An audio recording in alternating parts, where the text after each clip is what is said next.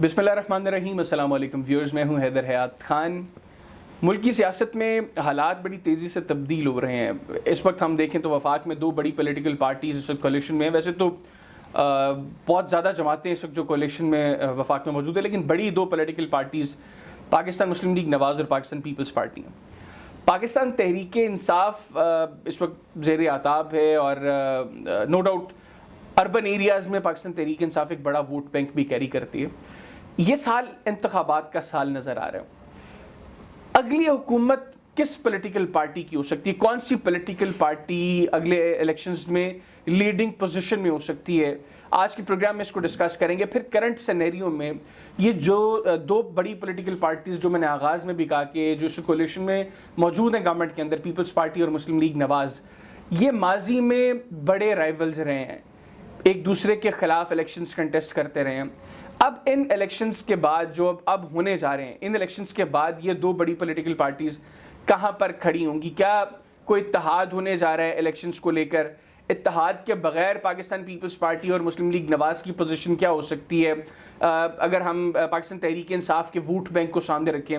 اس کو ڈسکس کریں گے. پھر گزشتہ ایک سوا سال کی پرفارمنس کیا ہے گورنمنٹ کی, کیا لے کر یہ پولیٹیکل پارٹیز جائیں گی عوام کے اندر, کیوں ان کو ووٹ دیا جائے, اس کو ڈسکس کریں گے. اور سب سے بنیادی چیز کشمیر کا جو معاملہ ہے اس کو ہم ڈسکس کریں گے, اور اس کے لیے میرے ساتھ موجود ہیں نوابزادہ افتخار احمد خان صاحب.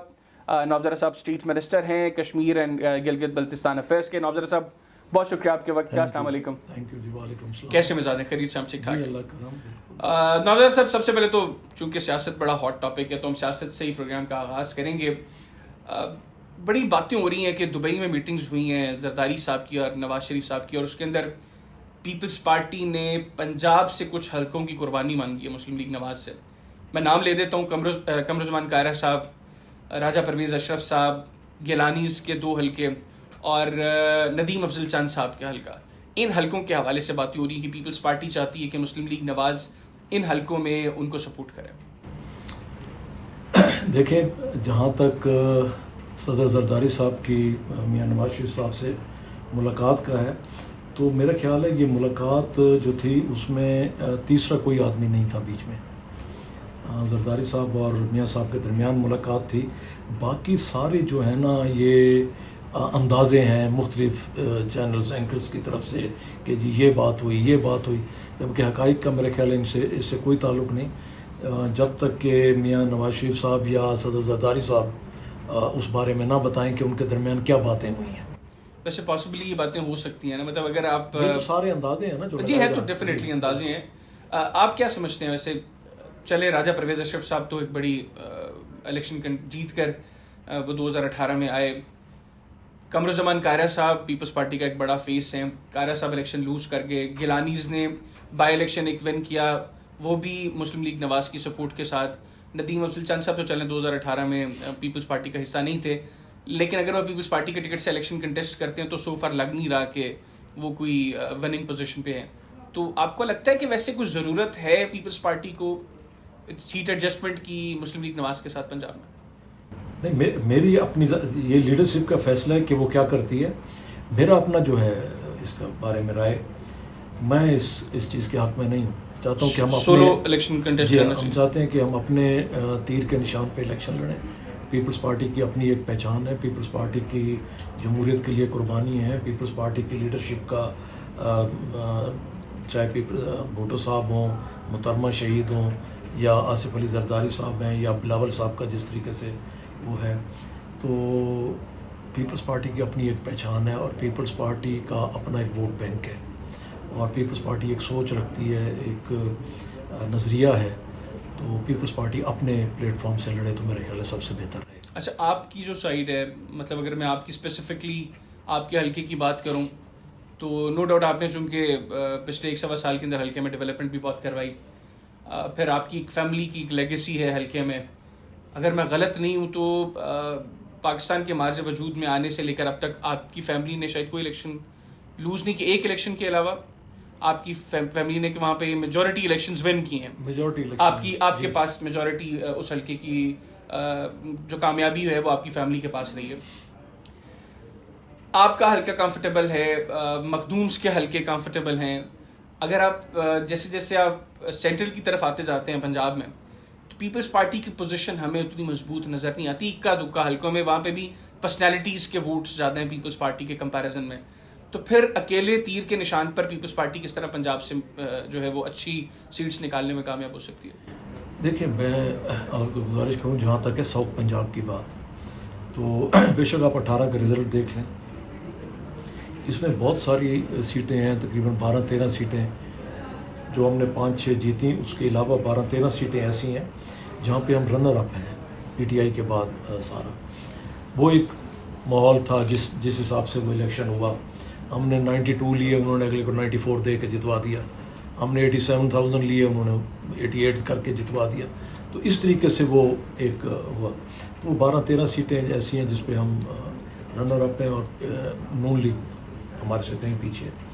اچھا, پھر جہاں تک یہ رحیم یار خان ہے, مظفر گڑھ ہے, لیا ہے, یا ڈی جی خان ہے, اس طرف پیپلز پارٹی کا بڑا ووٹ بینک ہے ملتان کے اندر. آپ یہ دیکھیں جیسے بھی حالات تھے, گیلانی صاحب کا بیٹا علی حیدر گیلانی وہ منتخب ہوئے, اور تمام تر اس کے باوجود, اور گیلانی صاحبان نے 2-3 سیٹیں کنٹیسٹ کی اور 3-3.25 لاکھ ووٹ لیا انہوں نے, گیلانی صاحبان نے. تو یہاں پر اچھا, پھر جنگ کے اندر آپ یہ دیکھیں کہ ہمارے مخدوم صاحب جو ہیں اپنا فیصل صالح حیات صاحب, انہوں نے 87,000 بھی لیے. 82 دو حلقوں میں ان کے بھائی بھی وہ لڑ رہے تھے. تو ہمارا ووٹ بینک ادھر بالکل اچھا. ادھر آپ سینٹرل پنجاب کا آپ دیکھیں کہ چاہے جیسے بھی حالات تھے, آپ یہ دیکھیں کہ جب راجہ پرویز اشرف صاحب جیتتے ہیں اور اس کے بعد ان کا بیٹا نیچے ایم پی اے کا الیکشن 46,000 ووٹ لیتا ہے اور ہرا دیا جاتا ہے, جبکہ وہ جیت چکے تھے. تو وہ ایک اور سارا تھا. اور اب جو ہے میں سمجھتا ہوں کہ صورتحال بہت چینج ہوگی. لوگ بھی اس چیز کو دیکھ رہے ہیں کہ پولیٹکس میں کون کیا کردار ادا کر رہا ہے, اور اس وقت جو ہے لوگ چاہتے ہیں کہ جو ٹیمپریچر ہے وہ ڈاؤن ہو, کوئی ایسا ہو جو مصلیحت اور سب کو ساتھ لے کر چلے اور سارا. تو میرا خیال ہے وہ کوالٹی پاکستان پیپلز پارٹی میں ہے, پاکستان پیپلز پارٹی کی لیڈرشپ میں ہے, صدر زرداری صاحب میں ہے, پھر بلاول صاحب بھی. آپ دیکھیں کہ جب ایک مایوسی کی فضا تھی جب آج سے 2-3 سال پہلے, تو تمام پارٹیز وہ علیحدہ پلیٹ فارم سے اپنی جدوجہد کر رہی تھیں پی ٹی آئی گورنمنٹ کے خلاف اور سارا. تو یہ بلاول صاحب ہی تھے جنہوں نے سب کو اکٹھا کیا, ایک پلیٹ فارم پہ لے کر آئے, اور اس وقت وہ جو پی ڈی ایم بنا تھا تو اس میں صرف واحد جو ہے وہ کریڈٹ جنرل بلاول صاحب کو جاتا ہے. تو پیپلز پارٹی کو لوگ اس سے دیکھ رہے ہیں کہ اب نفرت کی سیاست ختم کرنے کے لیے اور ملک کو انارکی سے نکالنے کے لیے, ان چیزوں کے لیے اور آگے لے کر چلنے کے لیے, میرا خیال ہے کہ لوگوں میں اب یہ شعور آ رہا ہے کہ پاکستان پیپلز پارٹی ہی موضوع جماعت ہے. اچھا, آپ نے جن حلقوں کا ذکر کیا نادر صاحب, یہ ان میں میجورٹی حلقے ساؤتھ کے ہی ہیں. سینٹر میں پوزیشن بہتر نہیں ہے. اب سینٹرل پنجاب کی بات کریں, میرا خیال ہے کہ اس میں حسن مرتضیٰ صاحب شاید وہ ہمیشہ بنے ہیں. ہاں جی, ان کے علاوہ مجھے یاد نہیں آ رہا کہ کوئی ایک ایسا حلقہ ہو جہاں پر پیپلز پارٹی کے بہت اچھے اتنے بھی ووٹس ہوں کہ ان کو اپریشیٹ کیا جائے کہ یہاں پہ پیپلز پارٹی کی پرفارمنس اچھی ہے. مہاسبہ لاہور کے ایک بائی الیکشن کے, وہ بھی اس وجہ سے کہ وہاں پر پاکستان تحریک انصاف نے الیکشن کنٹیسٹ نہیں کیا تھا. اچھا, اب پوزیشن یہ ہے کہ سندھ میں تو پیپلز پارٹی کی پوزیشن بہت بہتر ہے. بلوچستان کے اندر بہت سے الیکٹیبلز آپ کو جوائن کر چکے ہیں. سملرلی 9 مئی کے واقعے کے بعد ہم دیکھ رہے ہیں کہ کے پی سے بہت سے لوگوں نے آپ کو جوائن کیا. اچھا, پنجاب سے بھی بہت سے لوگ آپ کے ساتھ آئے ہیں, لیکن مسئلہ یہ ہے کہ وہ انفرادی ووٹ تو یا اپنا فیملی ووٹ تو لے آئیں گے, پارٹی کا ووٹ ہمیں نظر نہیں آ رہا. آپ اس ساری سچویشن کو سامنے رکھتے ہوئے ریئلسٹک گراؤنڈس کے اوپر کیا سمجھتے ہیں کہ 2023 میں اگر انتخابات ہوتے ہیں تو پیپلز پارٹی کس نمبر پر سٹینڈ کرے گی؟ دیکھیں, یہ جو ووٹ پی ٹی آئی کی طرف گیا یا پیپلز پارٹی کا ورکر جو تھا جیالہ جو پیپلز پارٹی سے ناراض ہوا, تو اس نے اپنے آپ کو پیپلز پارٹی سے علیحدہ کیا. تو اب وہ سمجھتا ہے کہ نہیں, وہ ایک غلط فیصلہ تھا اور واپس پیپلز پارٹی کی طرف اور جو نوجوان ہے میں سمجھتا ہوں کہ 70% ووٹر جو ہے اب جو ہے وہ نوجوان ہوگا, یوتھ ہوگا جو 23 کے الیکشن میں ووٹ کاسٹ کرے گا. اب ان کے نزدیک بھی یہ ہے کہ تمام جو ہمارے بڑے لیڈرز الیکشن کنٹیسٹ کر سب میرے خیال 70-75 یا اس سے ابو ہوں گے. تو چیئرمین بلاول صاحب بھی واحد ایسے ہیں جو ان یوتھ کو لیڈ کر سکتے ہیں. تو میرا خیال ریزلٹس اچھے ہوں گے. اور ایک چیز آپ کو ذہن میں رکھنی چاہیے کہ پہلے بھی جب بھی پیپلز پارٹی آئی ہے, چاہے وہ 70 میں آئی ہے, چاہے وہ 86 میں آئی ہے, چاہے وہ 88 میں آئی ہے, 93 میں آئی ہے, یا 2008 میں, جب بھی پاکستان پیپلز پارٹی آئی ہے تو وایا ساؤتھ پنجاب آئی ہے. ساؤتھ پنجاب جب پیپلز پارٹی کے ساتھ ٹھہرا ہے, پیپلز پارٹی اسلام آباد آئی ہے اور پیپلز پارٹی نے گورنمنٹ بنائی ہے. تو اب بھی انشاءاللہ تعالیٰ لیکن جب پیپلز پارٹی آئی ہے, پیپلز پارٹی 85-90 سیٹس کے ساتھ آئی ہے. آپ کو لگتا ہے کہ ابھی بھی پیپلز پارٹی کا نمبر اتنا ہی رہے گا؟ دیکھیں نمبر بے شک اتنا رہے. پیپلز پارٹی میں یہ کوالٹی ہے کہ پیپلز پارٹی, میں نے پہلے بھی عرض کیا کہ سب کو ساتھ لے کے چلنے والی واحد جماعت ہے, کہ پیپلز پارٹی میں حوصلہ ہے, برداشت ہے, سب کو ساتھ لے کر چلنے کا, اور ملک کی سوچ ہے پیپلز پارٹی کی. اچھا, ویسے 2008 میں بھی بعد میں مسلم لیگ نواز کچھ عرصے کے لیے پیپلز پارٹی کے ساتھ کولیشن میں تھی, لمبا سفر نہیں طے کر سکے آپ. ابھی آپ سمجھتے ہیں کہ شہباز شریف صاحب as compare to Nawaz Sharif صاحب, ان کے اندر بھی یہ والی صلاحیت ہے کہ وہ لوگوں کو ساتھ کیری کر سکتے ہیں؟ دیکھیں 1.25 سال ہو گیا آپ لوگ ساتھ ہیں. اب تک میاں شہباز شریف صاحب کا آپ دیکھیں جو ان کا کردار ہے ایز اے پرائم منسٹر, وہ سب کو انہوں نے آن بورڈ رکھا ہوا ہے, اور تمام فیصلے جو ہیں وہ تمام پارٹی کی لیڈرشپ کو اعتماد میں لے کر رہے ہیں. تو میرے خیال میں صلاحیت ہے. اگر کل کو پوزیشن ایسی بنتی ہے کہ وفاق میں مسلم لیگ نواز بڑی پولیٹیکل پارٹی کے طور پر آتی ہے اور دوبارہ آپ لوگوں کو کولیشن میں گورنمنٹ بنانی پڑی, تو آپ کیا سمجھتے ہیں کہ شہباز شریف صاحب لیڈنگ پوزیشن پہ بہتر پرفارم کر سکتے ہیں کہ نواز شریف صاحب؟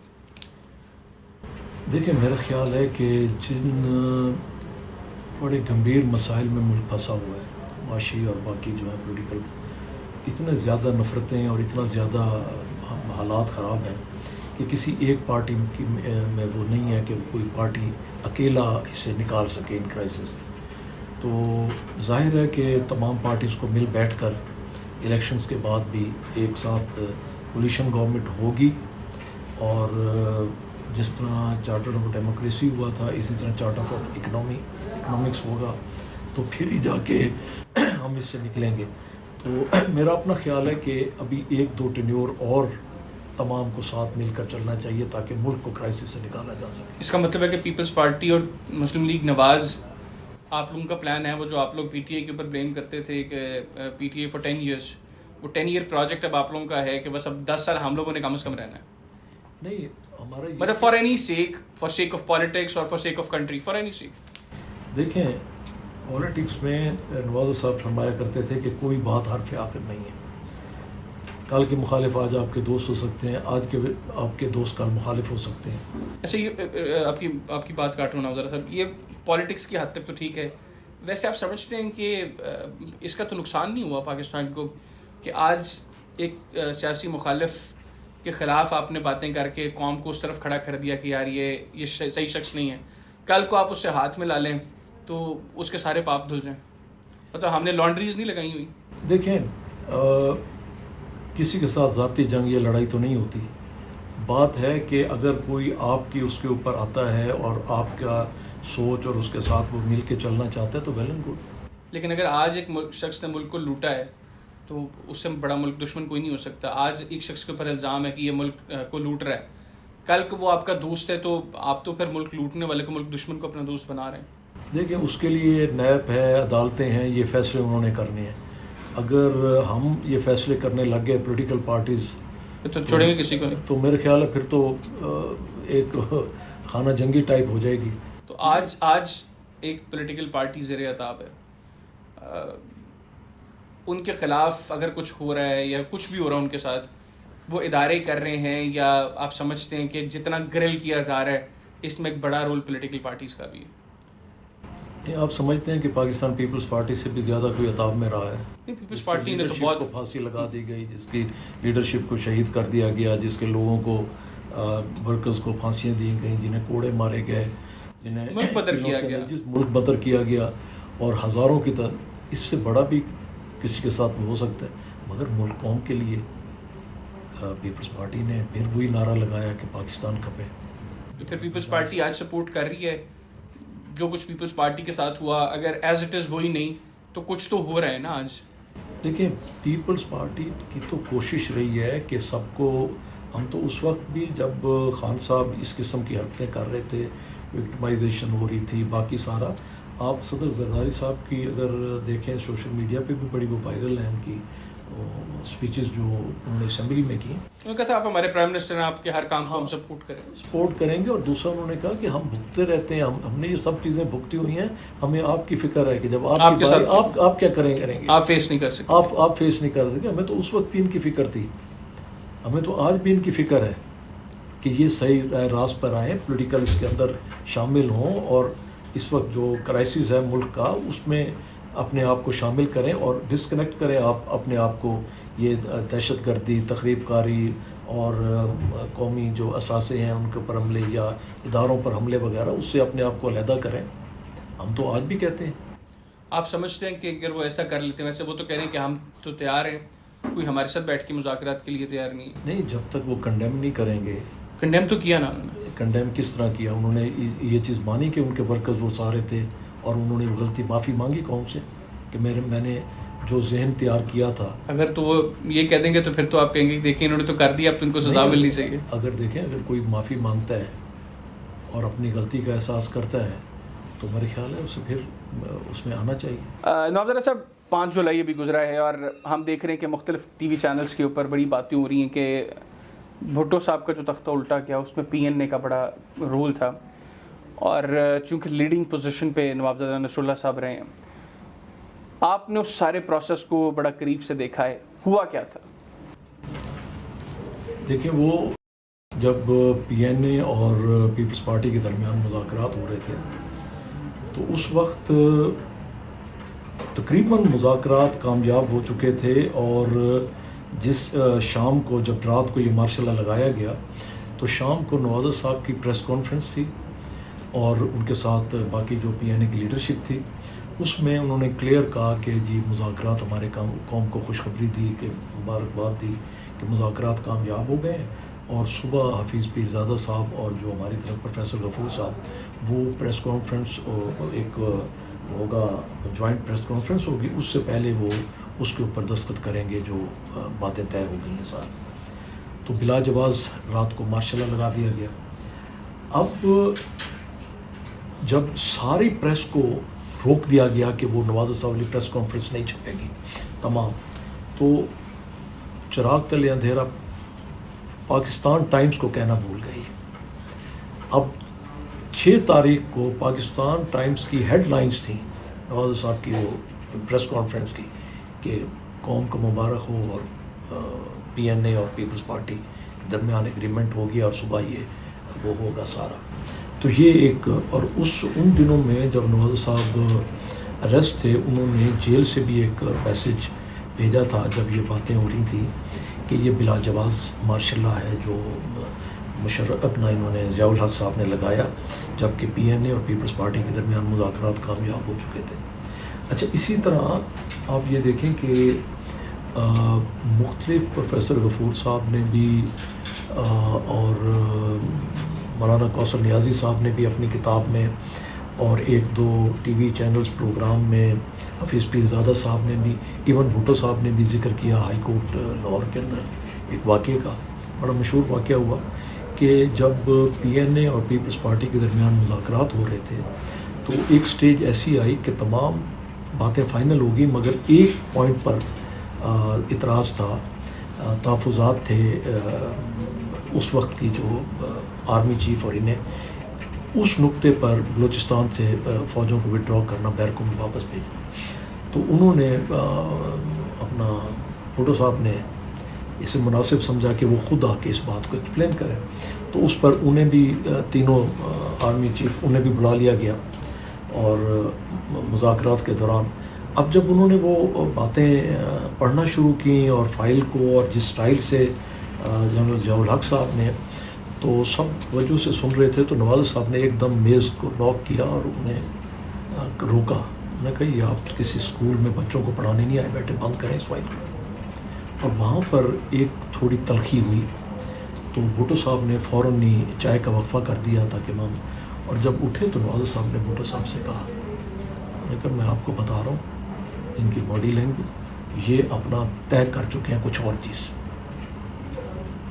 اور آپ دیر نہ کریں، اب جو ہے ایگریمنٹ ہو چکا ہے سب کے، اب آپ فوراً اپنا فیصلہ کرنے والی کریں کہ یہ آپ کا فیصلہ تھا کہ وہاں پر پہاڑوں پر لشکر کشی ہو، اور اب آپ کا فیصلہ ہے کہ وڈرا، بس انہیں چھوڑیں، یہ ان کی نیت کچھ اور ہے.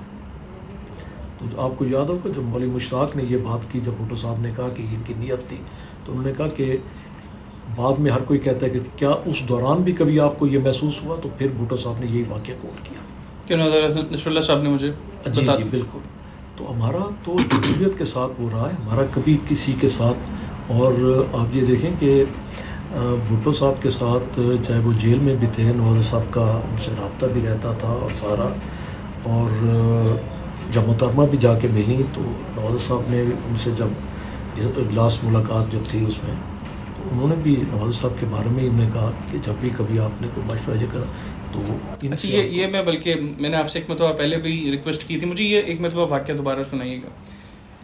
ایک تو بھٹو صاحب نے غالباً 2 لوگوں کے حوالے سے محترمہ سے کہا تھا کہ آپ نے ان سے بات کرنی، اور میں نواب زرہ صاحب کو کوٹ کر کے کہا تھا کہ ہیں تو وہ میرے سیاسی مخالف، لیکن اگر آپ کو کسی وقت مشورے کی ضرورت پڑے تو آپ نے نواب زرہ نصر اللہ صاحب سے.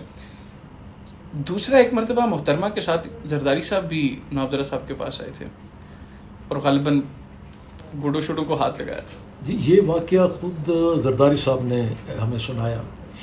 انہوں نے بتایا کہ میں جب زرداری صاحب 2 سال دبئی میں گزار کے آئے تو میں ملنے کے لیے گیا، میرے بیٹے بھی ساتھ تھے عمران عدنان. تو بیٹھے ہیں ویسے گپ شپ لگ رہی تھی تو ایک دم وہ میرے بیٹوں سے مخاطب ہوئے، کہنے لگے آپ کو پتہ ہے کہ آپ کے دادا کے ساتھ میرا کس طرح کا وہ تھا؟ تو یہ اس سے چھوٹے تھے. انہوں نے کہا کہ نہیں جب میں تو دیکھتے تو تھے ہم آپ کو سارا. تو پھر انہوں نے یہ واقعہ سنایا. انہوں نے کہا کہ جب 93 والے اس میں وہ ہوا نا 88 والے میں کہ ہم لوگ اسمبلیوں میں آئے تو فیصلہ ہوا کہ جی اسحاق خان کو پریزیڈنٹ وہ کیا جائے اور سارا. تو بی میرے پاس آئی، انہوں نے کہا جی فاروق خان کو بلاؤ اور سارا. تو پھر انہوں نے سارا واقعہ سنایا کس طرح فاروق خان آئے. میں نے انہیں کہا تو اس وقت سردار فاروق خان جو تھا وہ ان کے ہاتھ پاؤں پھول گیا، وہ کانپ رہے تھے کہ جی میرے سے یہ چیز نہیں ہوگی. تو اچھا اسحاق فاروق خان لغاری صاحب کو لغاری صاحب کو زرداری صاحب نے بلایا اور فاروق خان کو کہا کہ جی آپ کو فیصلہ ہوا ہے، بی کہہ کے گئی ہیں آپ کو پریزیڈنٹ آپ نے ہمارے ساتھ چلنا ہے کہیں. تو وہ گھبرا گئے. انہوں نے کہا ان کے ہاتھ میں میں بالکل. تو زرداری صاحب کہتے ہیں میں نے اسے کہا کہ تم اب تسلی رکھو. تو انہوں نے وہ جائے نماز لی اور وہاں پہ نماز ساتھ پڑھنی شروع کر دی. تو میں نے کہا تسلی سے تم نفلیں پڑھ لو، بی آ رہی ہے، ہم نے کہیں چلنا ہے اور یہ فیصلہ فائنل ہے کہ تم پریزیڈنٹ پاکستان. تو وہ کہتے ہیں اس کے بعد بی آ گئیں تو انہوں نے آتے آواز دی آؤ چلیں. کہ جب ہم باہر نکلے تو بی نے کہا کہ سارا وہ کیبل کیٹ وغیرہ سارا اپنے طرف کیونکہ آپ لوگ ادھر کوئی ساتھ نہیں چلے گا. تو بی نے کہا کہ مجھے کہا کہ آپ گاڑی چلائیں، فاروق خان کو آگے بیٹھیں، آپ پیچھے بیٹھ گئے اور باہر چلیں. انہوں نے گاڑی باہر نکالی تو کہتے ہیں میں نے پوچھا کہ کدھر جانا ہے؟ تو انہوں نے کہا کہ این ہاسٹل چلنا ہے. اس پرانا این ہاسٹل تھا. تو انہوں نے کہا کہ آپ تو جاتے رہتے ہیں، مجھے کہا تو نواز صاحب کے پاس چلنا ہے. تو کہتے ہیں ہم لوگ چلے جائے. تو جب گیٹ پہ تو انہوں نے اسٹاف نے دیکھا کہ پرائم منسٹر پیچھے بیٹھی ہیں اور بغیر پروٹوکول کے ساتھ، وہ بڑے حیران ہوئے.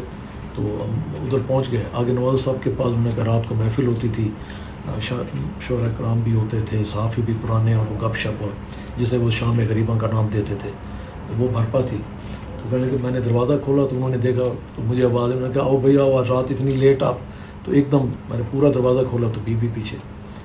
تو وہ دیکھ کے وہ بھی کھڑے ہوئے، انہوں نے ویلکم کیا. انہوں نے کہا ہم آگے ہوئے تو وہ جا کے ملے.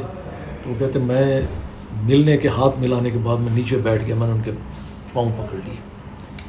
تو اب بی بی کے لیے بھی یہ بات ایک دم بڑی وہ تھی, فاروق خان کے پاس بھی. تو نواز صاحب نے میری طرف دیکھا, انہوں نے کہا بھی, میں نے کہا نہیں جی, آپ میرے سر پہ, ہمارے سر پہ ہاتھ رکھیں جس طرح آپ کی اپنی اولاد اور ہمارے. تو کہنے لگے, انہوں نے میرے سر پہ ہاتھ رکھا تو میں نے فاروق لغاری کو آگے کیا. میں نے کہا تم چپ. فاروق لغاری نے بھی آگے, تو انہوں نے اس کے سر پہ بھی جھکے, انہوں نے ساتھ بیٹھا. تو انہوں نے مجھے کہا کہ آپ اوپر بیٹھو. میں نے کہا نہیں جی نہیں, آپ بزرگ, ہم آپ کے قدموں میں ٹھیک ہے. تو وہاں پر پھر کہنے لگے, اب ہمیں کہنے کی ضرورت ہی نہیں تھی کہ وہ اتنے انہیں تجربہ تھا, انہیں سمجھ تھی ساری. تو انہوں نے اپنے سیکرٹری کو بلایا, بلکہ زرداری صاحب کو نام بھی یاد تھا کہ انہوں نے, جمشید سیکرٹری تھا, انہیں بلایا. انہوں نے کہا کہ کل وہ جو کاغذات واپس لینے کی پریزیڈنٹ کی میعاد کتنے بجے تک ہے؟ انہوں نے کہا جی کل 12 بجے تک. انہوں نے کہا میرے سے وہ دستخط کرا لو اور کل وہ وڈرا کر لو. بالکل ٹھیک. تو کہنے لگے, ایک دم بی بی نے میری طرف دیکھا اور وہ انہیں اندازہ نہیں تھا کہ یہ سب کچھ کیا ہو رہا ہے. تو پھر انہیں اندازہ ہوا اور وہ بڑی وہ ہوئی, اور بعد میں کہنے لگی کہ یہ کس طریقے. تو کہنے لگے ایک ہمارا اپنا ایشین کلچر, ہمارے بزرگوں کے ساتھ کس طرح وہ کرنا ہے سارا یہ. تو وہ انہوں نے میرے بیٹوں کو بتایا کہ یہ فرسٹ ٹائم ہمارے لیے بھی یہ تھی کہ جب انہوں نے یہ واقعہ سنایا. اور پھر میرے خیال ایک پروگرام میں نذیر لغاری صاحب کے بول ٹی وی پر زرداری صاحب کا انٹرویو تھا, وہاں بھی انہوں نے یہ واقعہ کوٹ کیا. بالکل ٹھیک. نواب صاحب, میثاق جمہوریت کا بڑے چرچے ہیں, اور اب تو خیر میثاق معیشت کی بھی باتیں ہو رہی ہیں. دو بڑے رائیولز, پولیٹیکل رائیولز, ایک کا اقتدار ختم ہوا تو دوسرا اقتدار میں آیا, اور دونوں ایک دوسرے کے اقتدار کے پیچھے پڑے رہے, ایک دوسرے کی ٹانگیں کھینچی. ان کو ایک ٹیبل پر بٹھایا جس شخصیت نے, وہ نواب نصر اللہ صاحب تھے. بڑا مین رول پلے کیا انہوں نے چارٹر آف ڈیموکریسی کے لیے. ساری زندگی خیر ان کی جمہوریت کے حوالے سے, ابھی بھی پاکستان میں اگر ہم چند لوگوں کو نام لیں ان کے جنہوں نے جمہوریت کے لیے کردار ادا کیا, تو یقینی طور پر نواب نصر اللہ صاحب کا نام سر فہرست ہوگا. آپ نے بھی اس سارے پروسیس کو قریب سے دیکھا, کتنا مشکل تھا نواب نصر اللہ صاحب کے لیے ان لوگوں کو ایک ٹیبل پر لے کر آنا, اور کیا ہوا تھا؟ دیکھیں, نواز صاحب میں یہ خدا داد صلاحیتیں ہوتی ہیں انسان میں, یہ ان میں تھیں کہ ٹیبل ٹاکس میں کنونسنگ پاور اللہ تعالیٰ نے انہیں عطا کی تھی. تو جب یہ سارا پروسیس ہو رہا تھا تو سارا دن محترمہ بھی ملک سے باہر تھیں, انگلینڈ تھیں, میاں نواز شریف صاحب بھی جدہ میں تھے. تو جو یہاں پہ لیڈرشپ تھی, امین فہیم صاحب ادھر لیڈ کر رہے تھے, جوید ہاشمی صاحب اور باقی لوگ جس طرح تھے سب اپنی اپنی پارٹیز کو. تو ڈیلی میٹنگز ہوتی تھیں, اس میں یہ چیزیں کہ جی کس طرح کرنا ہے, کیا کرنا ہے, ARD کے پلیٹ فارم سے وہ سارا ایک وہ تیار ہو رہا تھا چارٹر. تو اس پہ بار بار نواز صاحب وہ ایک ڈرافٹ بناتے تھے, پھر وہ ساری کٹنگ کہ یہ چیز شامل کی جائے, یہ پوائنٹ رکھا جائے, یہ پوائنٹ رکھا جائے. میں اس کا بتاتا ہوں کہ آگے یہ پوائنٹ کس طریقے سے آگے بھی پہنچے. تو ان دا اینڈ جو تھا, جب نواز صاحب نے اسے فائنل کیا, تو اس میں کچھ چیزیں ایسی تھیں کہ جب وہ فائنل ہوا تو جو میٹنگ تھی اس کے بعد نواز صاحب کو کچھ جو ان کے پرانے صحافی دوست تھے انہوں نے کہا کہ جی جو آپ کے سامنے تو بات نہیں کی سب نے, مگر کھانے کے ٹیبل پہ وہ یہ چیز بات کر رہے تھے اسے ڈسکس کہ جی یہ باتیں ہم لیڈرشپ سے کس طرح کریں گے. جو ایک دو پوائنٹ نواز صاحب نے سٹارٹ میں ڈالے ہیں وہ تھا کہ دونوں ایک دوسرے سے معافی مانگیں گے جو ایک دوسرے کے ساتھ زیادتیاں کی ہیں, یا ایک دوسرے کے ساتھ وہ کارروائی ہیں, انتقامی کارروائیاں انہوں نے کی, یا کسی نے پیچھے تھا, جو بھی تھا, تو اس کی معذرت بھی اور وہ سارا, اور آئندہ کے لیے یہ کہ ہم کسی تالے آزما کے وہ اس کے اوپر نہیں اتریں. تو یہ 2-3 چیزوں پہ تھا کہ جی ہم کس طرح. نواز صاحب نے جب یہ بات سنی تو انہوں نے, ہمارے ایک دوست تھے, انہیں ان کا وہ سیٹ تھا ٹرائی سیٹ دوسرا, اس سے انہوں نے خود بی بی سے بات کی اور انہوں نے بی بی کو اس چیز پہ قائل کیا کہ دیکھیں جب تک آپ لوگ ایک دوسرے سے معافی نہیں مانگیں گے, معذرت نہیں کریں گے, ایک تو آپ بے شک مل جائیں, آپ کا ورکر نہیں ایک دوسرے کے ساتھ ٹھہرے گا کہ ان کے ساتھ زیادتی ہوئی ہیں سارا. تو ان تک جب یہ میسج نہیں جائے گا کہ ہم صاف دل صاف ذہن کے ساتھ اور ملک کے لیے, جمہوریت کے لیے اکٹھے ہو رہے ہیں, تو اس وقت تک یہ بات نہیں بنے گی. دوسرا, ہم نے جب الائنس بنانا ہے, ہمارا ایک میسج عوام تک جانا چاہیے, وہ ہم انسپائر کریں انہیں کہ جی ہم تمام اختلافات بلا کے ساری پارٹیز اکٹھے بیٹھ رہی ہیں اور یہ سارا تو بیوی نے ایگری کیا. پھر نواز شریف صاحب سے انہوں نے بات کی, انہوں نے پھر یہ چارٹر جا کے اور ان کی زندگی کے بعد اس چارٹر کو پھر وہ کر کے فائنل کر کے کیا گیا. اب جو بات میں آپ کو بتانا چاہتا ہوں کہ ابھی لاسٹ یہ ایک دو چیزیں ایڈ نہیں ہوئی تھیں کہ یہ معافی والی بازی ہو. تو جب وہ آگرہ سبمٹ ہوئی تو جنرل ضیاء صاحب کے پاس وہ جو ادھر میٹنگ ہوئی اپنا ایک پنڈی کے ایک ریسٹ ہاؤس میں, جس میں وہ 40-50 منٹ کی ملاقات 5.5 گھنٹے چلی جنرل مشرف کے ساتھ. تو وہاں پر جب جنرل مشرف مختلف باتیں کر رہے تھے تو وہ فائل ان کی پڑی, تو ایک فائل انہوں نے نکالی. اب وہ بڑی حیران فوٹو کاپی تھی, وہ فوٹو کاپی تھی جو نواز صاحب کے ہاتھ کی کٹنگز کے ساتھ. اچھا, یہ پوائنٹ سامنے, یہ پوائنٹ سامنے. ابھی اس میں یہ پوائنٹ نہیں تھا, وہ فائنل نہیں ہوا تھا معافی والا. تو انہوں نے کہا کہ جی مجھے یہ سارا ہو رہا تھا, ایجنسیز تو کہہ رہی تھی کہ یہ سوال ہی پیدا نہیں ہوتا, یہ سب معافی مانگے. ہاں جی, یہ نہیں, اس میں معافی والی بات ہے کہ یہ اکٹھے ہو جائیں سارا. تو یہ کہنے لگا جی بڑی عجیب بات ہے. اور اب مجھے ایک کا نام لیا سابق جنرل, تو وہ کہنے لگے کہ انہوں نے مجھے کہا, انہوں نے کہا آپ کو یہ پتہ ہے کہ یہ کام وہی آدمی کر سکتا ہے جو آگ اور پانی کے ساتھ وہ کرے, کش لے. انہوں نے وہ چلم ہوتی ہے, اس میں آگ ہوتی ہے اور نیچے اس میں پانی ہوتا ہے, تو دونوں کو ملا کے وہ کش دیتا ہے. تو یہ آگ اور پانی کو وہی اکٹھا بٹھا سکتے تھے, اور یہ انہوں نے کر دیا ہے. تو پھر نواز صاحب نے اسے بتایا, انہوں نے کہا یہی نہیں, کہنے لگے یہ کب تک, انہوں نے کہا نہیں, دونوں نے ایک دوسرے سے معذرت کی اور آئندہ انہوں نے آپ کے پاس یہ ڈرافٹ پورا نہیں ہے. تو انہوں نے جب دیکھا نا ان کے ہاتھ کی کٹنگ وغیرہ کہ وہ فوٹو کاپی کو دیکھیں کہ کس طریقے سے جو ہے وہ پڑھی تو ان کی ٹیبل پہ رہتی تھی ہر وقت, تو کس طریقے سے وہ ادھر تک پہنچی ہوئی تھی. بالکل ٹھیک. اچھا ناظر صاحب, نوابزر نصر اللہ صاحب کی زندگی کا زیادہ تر حصہ جو اپوزیشن میں گزرا, لیکن کچھ ٹائم وہ کشمیر کمیٹی کے چیئرمین رہے.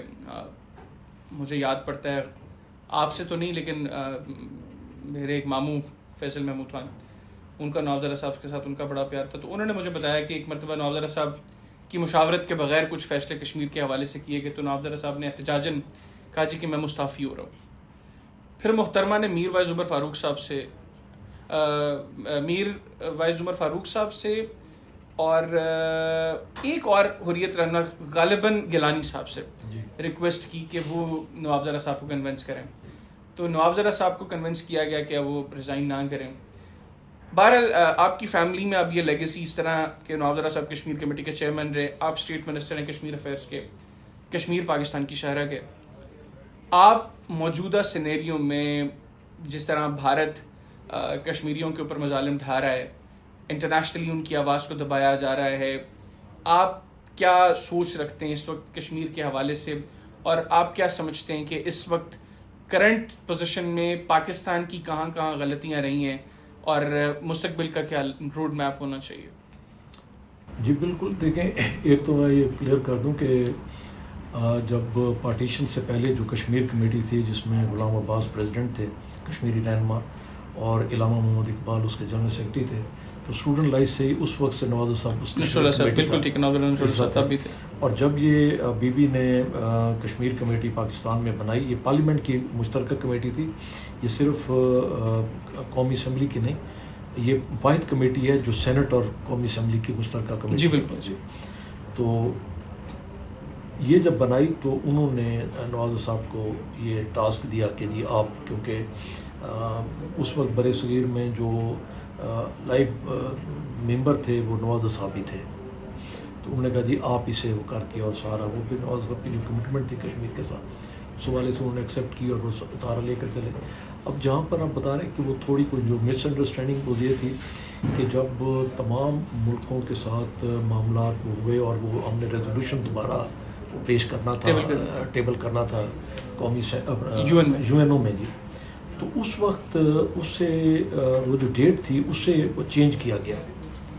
تو وہ جو ہمارے وہاں پہ مستقل نمائندے انہوں نے اسے وہ کیا, تو اس پر تھوڑا نواز صاحب کو وہ تھا. تو یہاں پر ابھی نواز صاحب ادھر یو این او تھے, تو پیچھے یہاں پر یہ مختلف اخبارات نے لکھ دیا کہ جی وہ آتے ریزائن کر رہے ہیں, وہ یہ وہ سارا. تو اس وقت بیوی کو تھوڑا فکر بھی ہوئی اور زرداری صاحب نے بھی پھر رابطہ کیا اور پھر کشمیری لیڈرز تک بھی یہ بات پہنچی, انہوں نے بھی وہاں نواز صاحب سے بات کی. تو پھر نواز صاحب جہاں پہ جب تشریف لائے تو وہ پھر بیٹھ کے معاملات کو وہ سارا سیٹل ہو گیا.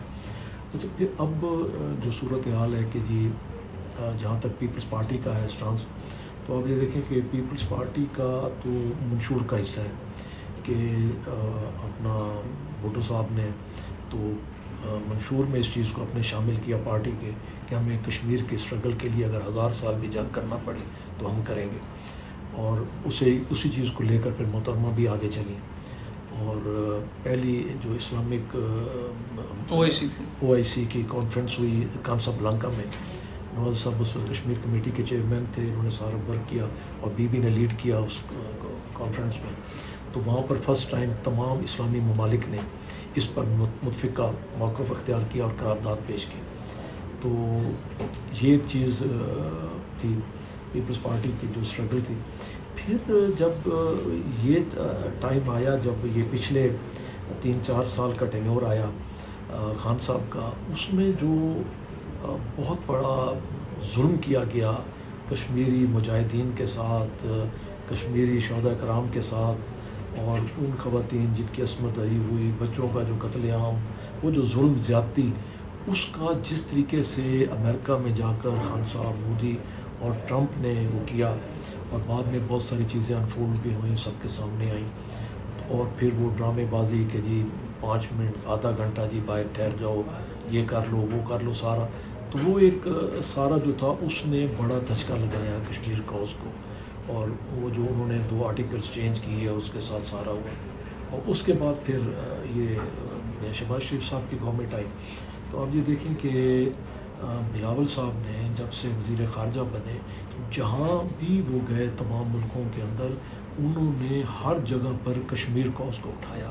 وہاں پر جو مظالم ہو رہے ہیں، جو زیادتی ہو رہی ہیں، سب کچھ انہیں ہائی لائٹ کیا. اور کئی مقامات پر آپ دیکھیں کہ جو وزیر خارجہ ہندوستان کے تھے، وہ اس کے اوپر انہوں نے سخت احتجاج کیا، اور جسے مختلف اس کے اوپر فورمز پر بلاول صاحب نے ناک آؤٹ کیا، اور وہ تمام حالات واقعات سامنے رکھ کے. اور اس کا اتنا کچھ ہوا کہ آج یورپ کے اندر جب آپ یہ دیکھیں کہ جرمنی کی جو وزیر خارجہ تھیں، جب وہ بلاول صاحب کے ساتھ پریس کانفرنس کر رہی تھیں جرمنی کے اندر، جب بلاول صاحب نے اس کا تذکرہ کیا کشمیر کا اور وہاں پہ ہونے والے مظالم اور سب کچھ انڈین فورسز جو کچھ کر رہی ہیں، تو انہوں نے تائید کی بلاول صاحب کی، اور اس پر انہوں نے بھی اپنا احتجاج. آج امریکہ کے اندر امریکہ کا بھی موقف آپ کے سامنے ہے سارا. تو میں سمجھتا ہوں اس گورنمنٹ کی بڑی اچیومنٹ ہے، اور یہ گورنمنٹ کوشش کر رہی ہے کہ اس سے دوبارہ اس سٹیج پر لے کر آئیں جس وہ تو ناقابل ترافی نقصان ہے جو یہ گورنمنٹ کر گئی ہے سب کا گورنمنٹ، مگر کوشش کر رہی ہے کہ اس نقصان کو وہ کریں، جو ڈیمیج ہوا ہے اسے جتنا بھی ہم کم کر سکیں اس کے لیے کوشش ہو رہی ہے. بہت شکریہ نوزر صاحب، آپ نے پروگرام کے لیے خصوصی طور پر وقت نکالا. ناظرین، ناوزر افتخار صاحب ہمارے ساتھ موجود تھے. گفتگو کی آپ نے سنی. آج کے پروگرام سے مجھے اجازت دیجیے. اللہ حافظ. پاکستان زندہ باد.